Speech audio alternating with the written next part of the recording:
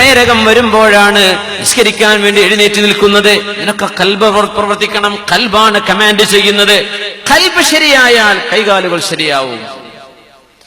അതുകൊണ്ടാണ് നിസ്കാരത്തിൽ ചൊറിഞ്ഞും മാന്തിയും നിന്നിരുന്ന ഒരാൾ നിസ്കരിക്കുന്ന കാഴ്ച കണ്ടപ്പോൾ റസൂലുള്ളാഹി സ്വല്ലല്ലാഹു അലൈഹി വസല്ലം തങ്ങൾ ചൂണ്ടി പറഞ്ഞു കൊടുത്തു. നിസ്കരിക്കുമ്പോ ഇങ്ങനെ എന്തോ ചിന്തയിൽ എവിടെയോ ഉള്ള പോലെ കയ്യും കാലൊക്കെ ഇട്ട് അനക്കി നിസ്കാരം ബാത്തിലാക്കുന്ന ഒരവസ്ഥ കണ്ടപ്പോ തങ്ങൾ പറഞ്ഞു, ലൗ ഖശഅ ഖൽബു ഹാദാ ലഖശഅത് ജവാരിഹു. ഈ മനുഷ്യന്റെ ഹൃദയം അല്ലാഹുവിനെ പേടിക്കുകയാണെങ്കിൽ അവന്റെ കൈകാലുകൾ അല്ലാഹുവിനെ പേടിച്ചേനെ എന്ന് നബി സല്ലല്ലാഹു അലൈഹി വസല്ലം. ഖൽബ് അല്ലാഹുവിനെ പേടിച്ചിരുന്നെങ്കിൽ പിന്നെ ഈ മാന്തിയിട്ടും ചൊറിഞ്ഞിട്ടും നിസ്കാരത്തിൽ നിൽക്കൂല, അടങ്ങിയിരിക്കും. കൽബ് കൊണ്ട് പേടിന്നെ. കൽബ് കൊണ്ട് പേടില്ലേ, ചൂട് എന്നൊക്കെ പറഞ്ഞ് ഊതുണ്ടാവും നിസ്കാരത്തിന്റെ ഇടയിൽ. അറബിലൊക്കെ പിന്നെ ഫോൺ എടുത്ത് ആൻസർ വരെ ചെയ്യുന്ന കേട്ടതില്ലേ. ഈ പിന്നെ വിളിക്കാൻ നിസ്കാരത്തിലാണെന്ന് ഫോണിലാ പോയി പറയണതേ. സുബ്ഹാനല്ലാഹ്. കൽബിൽ പേടില്ലെങ്കിൽ കൈകാലുകൾക്ക് പേടില്ല. ലൗ ഖശഅ ഖൽബു ഹാദാ ലഖശഅത് ജവാരിഹു. ഈ മനുഷ്യന്റെ ഹൃദയത്തിന് അല്ലാഹുവിനെ പേടിയുണ്ടായിരുന്നെങ്കിൽ അവന്റെ കൈകാലുകൾ അല്ലാഹുവിനെ പേടിക്കുമായിരുന്നുവെന്ന് പരിശുദ്ധ റസൂലുള്ളാഹി സ്വല്ലല്ലാഹു. എന്തേ കാരണം എന്നറിയോ? ഖൽബാണ് കിങ്, ഖൽബാണ് രാജാവ്.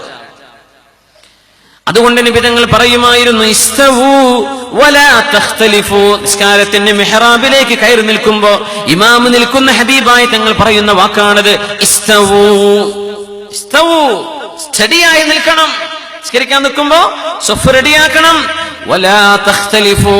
ഒരാളുടെ കാലൊന്ന് ബാക്കോട്ട്, എല്ലാവരും സഫിൽ ഒരു ലൈനിൽ, നാലാൾ അങ്ങോട്ടും ഇങ്ങോട്ടും ഇങ്ങനെ നിൽക്കല്ലിൻ.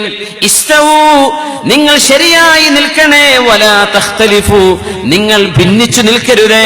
ഫതഖ്തലിഫ ഖുലൂബുകും, നിങ്ങളുടെ ഹൃദയത്തിൽ ഭിന്നിപ്പ് വരും, നിങ്ങളുടെ ഹൃദയം ഭിന്നിച്ചു പോകുമെന്ന് പരിശുദ്ധ റസൂലുള്ളാഹി സ്വല്ലല്ലാഹു അലൈഹി വസല്ലം.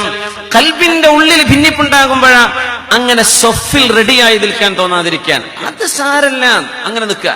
അല്ല, ഞാൻ എന്റെ കൂട്ടുകാരന്റെ കൂടെ നിൽക്കട്ടെ, അവിടെ വിടവ് വരാൻ പാടില്ല, പിശാച് കയറി നിൽക്കും എന്നുദ്ദേശിച്ച് ഖൽബ് റെഡിയാണെങ്കിൽ അവൻ സഫ് റെഡിയാക്കിയേനെ. അതുകൊണ്ട് സഫ് റെഡിയാക്കാതിരിക്കരുത്. അങ്ങനെ വന്നാൽ ഹൃദയത്തിന്റെ ഉള്ളിൽ വളവ് വരും. സഫ് വളഞ്ഞാൽ ഖൽബ് വളയും എന്ന് പറഞ്ഞിട്ടുണ്ട് റസൂലുള്ളാഹി സ്വല്ലല്ലാഹു അലൈഹി വസല്ലം. സഫ് വളഞ്ഞാൽ ഖൽബ് വളയും. ഖൽബ് വളയുമ്പോഴാണ് സഫ് വളഞ്ഞത് എന്നാണ് ഇതിന്റെ സാരം. അപ്പോ ഹൃദയം വലിയ സംഭവമാണ്. അതുകൊണ്ടാണ് ഇന്ന ഫിൽ ജസദി മുദ്ഗ, ശരീരത്തിൽ ഒരു ഇറച്ചി കഷ്ണമുണ്ട്. ഇദാ സ്വലുഹത് സ്വലുഹൽ ജസദു കുല്ലുഹു, ആ ഒരു കഷ്ണം നന്നായാൽ ശരീരം മുഴുവനും നന്നായി.